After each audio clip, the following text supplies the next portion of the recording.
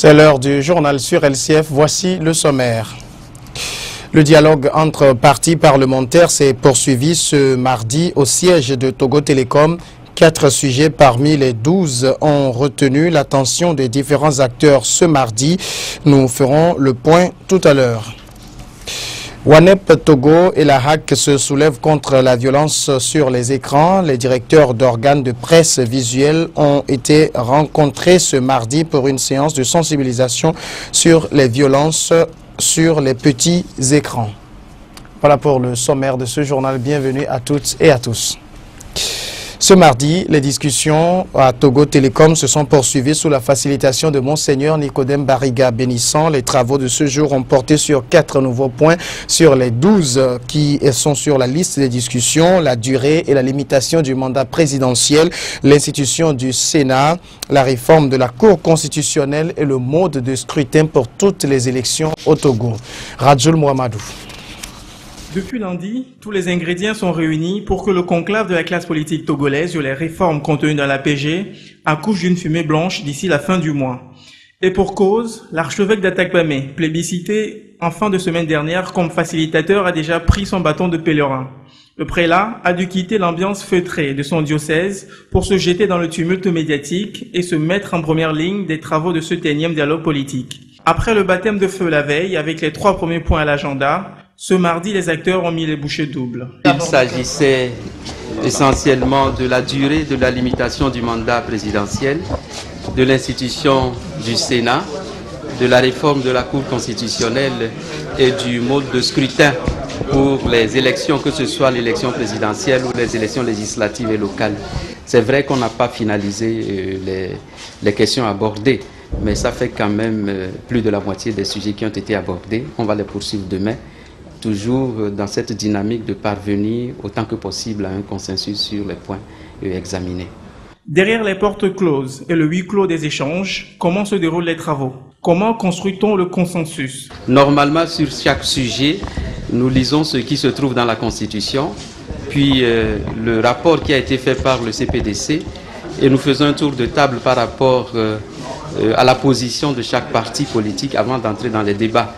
Et lorsque les débats ne permettent pas d'arriver encore à un consensus, bon, on prend acte de l'état des discussions, quitte à ce qu'on revienne encore sur la question s'il y a des évolutions au niveau des positions déjà exprimées. Les tractations se poursuivront mercredi. Les différents acteurs ont jusqu'à la fin de la semaine pour aborder et s'accorder sur les 12 points retenus à l'agenda du dialogue. Nous nous sommes gardés au niveau de ce dialogue d'annoncer dans la précipitation les résultats auxquels nous sommes parvenus.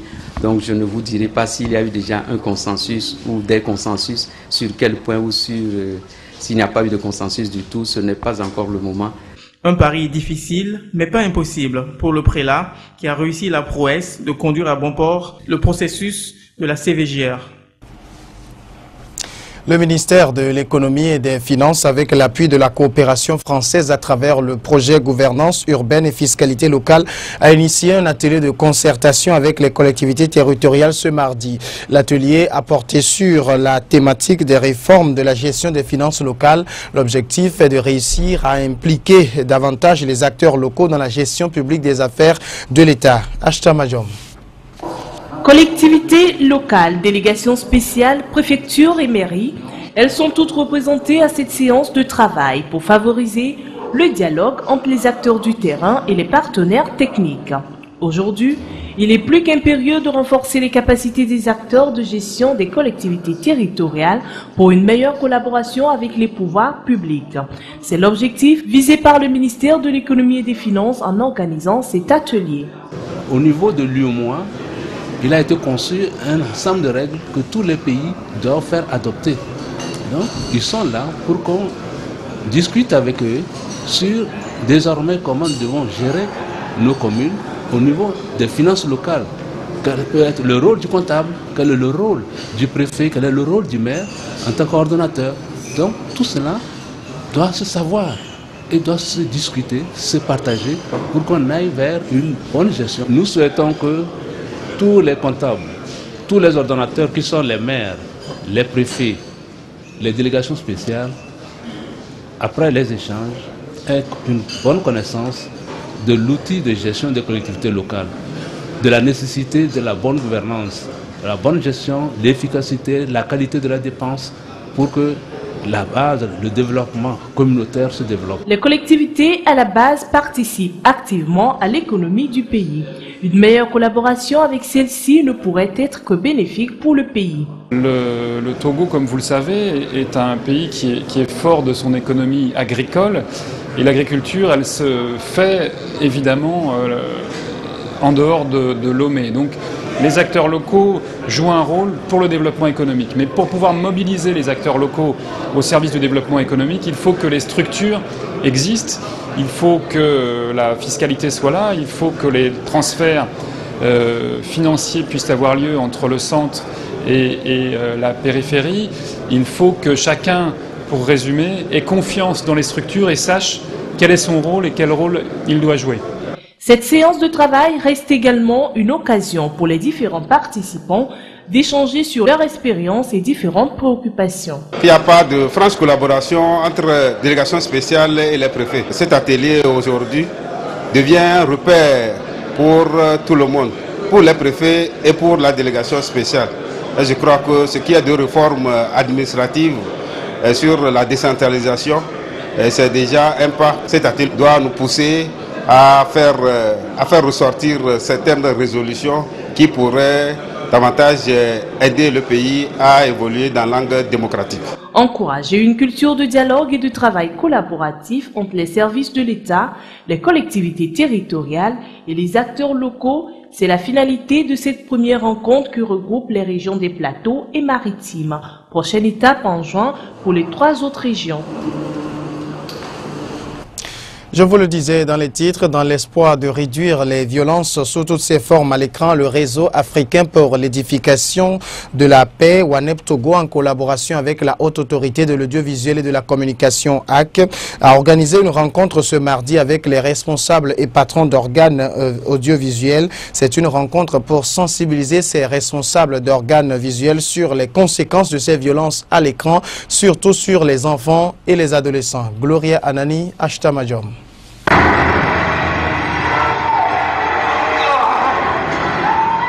La consommation d'images violentes entraîne un sentiment d'insécurité chez l'enfant et l'adolescent. C'est dans le souci de réglementer et de réduire la diffusion de violences sous toutes ses formes à l'écran que le réseau ouest-africain pour l'édification de la paix, via la Haute Autorité de l'Audiovisuel et de la Communication, a organisé cette séance d'échange avec les responsables des médias audiovisuels. Montrer sans choquer et instaurer un climat de paix et de non-violence, c'est ce à quoi aspire la WANEP Togo. Faisons un plaidoyer au niveau des télévisions pour que des films violents soient réglementés. Il y a la violence physique, il y a la violence psychologique, même spirituelle, morale. Il y a toutes sortes de violences. Donc nous avons initié cet échange-là avec les patrons de télévision pour voir dans quelle mesure nous pouvons préserver nos enfants de toutes ces violences-là. Comment on va faire quand on diffuse des films qui sont violents. Donc nous avons commencé cette discussion, nous espérons que ça va se poursuivre et que nous allons trouver vraiment des solutions pour préserver nos enfants. Une initiative à laquelle adhèrent les responsables de médias audiovisuels. Il faut déjà définir ce qu'on met dans la violence, c'est pas aisé, on ne peut pas avoir une définition globalisante, mais ce qu'il faut faire, c'est quand même arriver à signaler d'avance s'il y a des actes qui pourraient s'apparenter à des actes un peu brutaux. Mais au-delà de tout, la question de violence, ça revient à celle de la société que nous voulons ou bien la société que nous sommes. Pour dire qu'il faut faire un effort, parlant de la violence sur les écrans, de promouvoir les productions locales. Des enquêtes menées révèlent qu'en une semaine, les téléspectateurs voient 15 viols, 27 scènes de torture et 670 meurtres. Un constat inquiétant, d'où la nécessité d'une réglementation de la diffusion pour une société paisible et sans violence.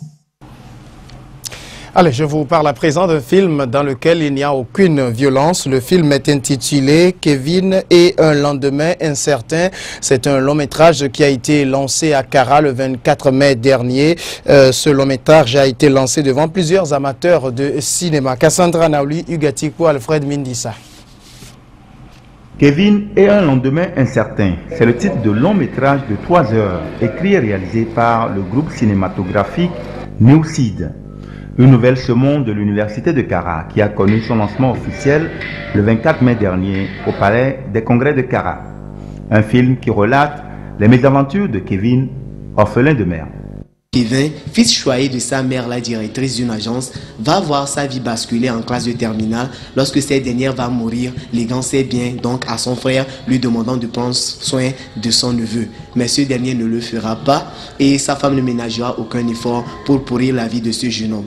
Mais il va falloir que le futur rachète ce jeune homme par rapport à son intelligence, qu'il obtienne une bourse d'études pour les États-Unis, d'où il reviendra en tant que juge de la cour, où le premier dossier qui lui tombe entre les mains est le dossier de son oncle, qui est incarcéré pour une affaire liée au trafic de la drogue. Voyez-vous comment le lendemain peut se révéler incertain, comment nous pouvons changer de place d'aujourd'hui au lendemain. La culture a été présentée dans toute sa diversité lors de la projection du film. Elle constitue un levier fondamental de la promotion de l'économie et détermine les valeurs culturelles d'un pays. Une raison qui amène le gouvernement à promouvoir ce secteur. Au-delà des moyens financiers dont on parle, mais il faut d'abord la volonté. Lorsqu'on a la volonté, on peut tout faire. En plus de la volonté, il faut le courage. J'exhorte donc toute la jeunesse togolaise. Aujourd'hui, c'est vrai, il n'y a pas les moyens, mais avec l'appui des fonds d'aide à la culture, je crois qu'on peut faire mieux. On peut faire mieux et que les jeunes sont appelés à s'exercer et surtout à aller à l'école de la réalisation. On ne se lève pas du jour au lendemain pour être réalisateur, mais il faut se former. Il faut se former et surtout, j'encourage les gens à avoir les textes, les scénarios. Cette sortie de film dans la causa suscite et encourage les promoteurs et les réalisateurs de films à booster le secteur cinématographique. Un secteur qui répond à la politique du gouvernement de promouvoir l'émergence de l'industrie culturelle togolaise. Culture, toujours dans ce journal avec les journées culturelles universitaires qui ont débuté ce lundi et qui vont se dérouler jusqu'au 1er juin prochain. 10 jours d'activité donc pour les étudiants. Occasion pour eux de démontrer leurs diverses connaissances culturelles. C'est aussi un moment pour favoriser la diversité culturelle au sein de la communauté estudiantine. Ida Azialouvo-Jacques Pekemsi.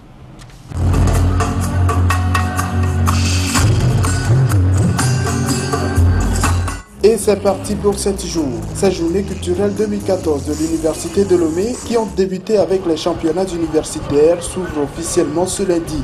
Pour cette année, le thème choisi, c'est l'étudiant et la sécurité routière. Un thème qui traduit la volonté du chef de l'État de faire de 2014 une année de sécurité routière. Aujourd'hui, sur nos routes, il y a des accidents et la tranche d'âge ou bien la population qui est plus concernée par ces accidents, même si vous faites un tour à la traumatologie, c'est les jeunes, la majorité c'est les jeunes et les étudiants ne sont pas épargnés. Maintenant, comme nous sommes les acteurs, si je peux le dire ainsi, ou bien la relève de demain, il faudrait qu'on réveille, on attire l'attention de la jeunesse sur ce qui se passe et sur les risques de ces accidents de circulation, en les sensibilisant sur le port de casque, le port de ceinture de sécurité et le respect des feux tricolores. Au programme de cette journée, plusieurs activités. Des conférences débats, des spectacles, le Génie Campus et une journée traditionnelle. Et pour cette édition, une touche particulière est apportée. On a toujours prévu lors des semaines des journées culturelles de faire des caravanes. Jamais on a réussi à le faire. Mais cette année quand même, ce matin déjà, il y a eu la caravane sur le campus où les étudiants, en rencontrant, il y avait d'autres étudiants même à l'entrée. Quand tu rentres sans casque, on te montre le rouge. Et quand tu rentres avec casque, on te montre le vert. Et donc ceci va nous permettre à la fin quand même de faire des statistiques pour voir à peu près comment les gens prennent la célébration de ces journées culturelles. La cérémonie de lancement s'est achevée avec la visite des stands sur le site réservé à la foire universitaire. Et voilà, donc Jacques Pekemsi parlait à l'instant de la foire universitaire. C'est aussi une des innovations de ces journées culturelles dans le monde estudiantin. Cette foire n'a rien à envier aux autres foires. Elle est exclusivement animée par les étudiants eux-mêmes. Nous y avons fait un tour quelques heures après son ouverture. Jacques Pekemsi nous raconte. Aux premières heures de la foire, ce sont les derniers réglages. Chacun s'active pour parfaire son stand. Durant 10 jours, ce lieu sera le principal pôle d'attraction, la foire universitaire. Dans ce stand, par exemple, l'art sera au rendez-vous. En fait, je suis là pour voir mes œuvres. Donc, je suis un artiste designer. Je promouvois les CD et les artistes. Je fais la promotion de mes œuvres, tapettes, chaussures. Et ce sont des œuvres. Ça, vous pouvez commander ça pour le mariage de quelqu'un ou bien de votre maman, de votre papa ou bien un ami proche à vous. Les articles vestimentaires ne manqueront pas avec des stands qui exposent les créations togolaises. Bien s'habiller, mais aussi bien manger. Ces étudiants vont faire leurs preuves en matière d'art culinaire. Le haricot ici, l'igname frites là. On est venu pour représenter la FASEG et représenter les élèves étudiants stagiaires de Bordeaux.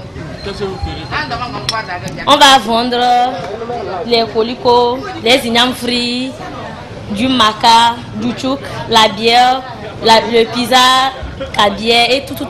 À part le manger, la boisson locale sera au rendez-vous, beaucoup appréciée par ceux-ci. Au cours de cette semaine, nous sommes là pour les boissons. Juste pour les boissons, on est là pour boire. Il y a les stands qui sont là, qui nous attendent. Nous sommes en train de prendre du tchouk ici, sur ce stand-là. Bon, nous allons voir ce que ça va donner par la suite. Demain, par exemple, nous serons encore là.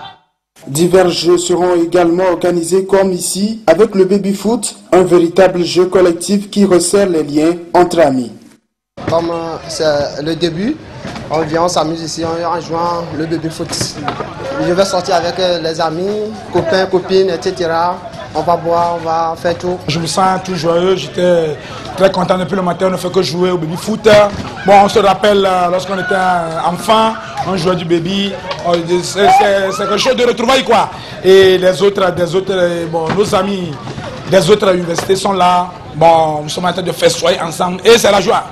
La foire universitaire est chaque année l'occasion pour les étudiants de renforcer leurs liens, d'échanger. Cette année, pas question pour eux de manquer le rendez-vous. L'actualité à l'étranger, en Ukraine, les forces gouvernementales tentent toujours de reprendre le contrôle des villes dans l'est du pays. L'est qui est sous le contrôle des pro-russes. Depuis quelques mois, l'armée russe a lancé une opération musclée pour donc reprendre le contrôle de ces villes. Au mai des séparatistes, l'armée ukrainienne dit désormais contrôler l'aéroport de Donetsk. Devant la morgue de Donetsk, un camion jaune au chargement macabre. Des dizaines de cadavres, au moins 40 morts. Pour la plupart des insurgés pro-russes tués par l'armée ukrainienne. Il y a eu des victimes, ils ont été tués par la garde nationale ou par l'extrême droite, c'est pas très clair. D'abord un tireur embusqué a tiré sur le chauffeur, puis il y a eu des grenades lancées, ils ont été tués avec différentes armes. On ne connaît pas le nombre de victimes pour l'instant, ils sont en train de vérifier à l'aéroport, il y a encore des combats là-bas. Ils ont utilisé des hélicoptères de l'armée et d'autres équipements. L'aéroport de Donetsk, transformé en champ de bataille. Mardi à la mi-journée, on y entendait toujours des tirs. Les séparatistes ont investi le site dans la nuit de dimanche à lundi. L'armée ukrainienne a aussitôt lancé l'assaut en déployant hélicoptères et avions de combat. Une décision applaudie par une partie des habitants de la ville. Tous les séparatistes qui sont encore dans la ville de Donetsk peuvent s'attendre au même sort. S'ils ne déposent pas leurs armes, ils seront tous anéantis, tous. Le président russe Vladimir Poutine a exigé l'arrêt immédiat de cette opération qu'il qualifie de punitive. Les autorités ukrainiennes, elles, assurent que l'aéroport est désormais sous contrôle total de leur armée. Donetsk n'avait jamais connu un tel degré de violence. Sur place mardi, la situation était toujours extrêmement tendue. Voilà qui nous amène à la fin de ce journal. Merci à vous tous de l'avoir suivi.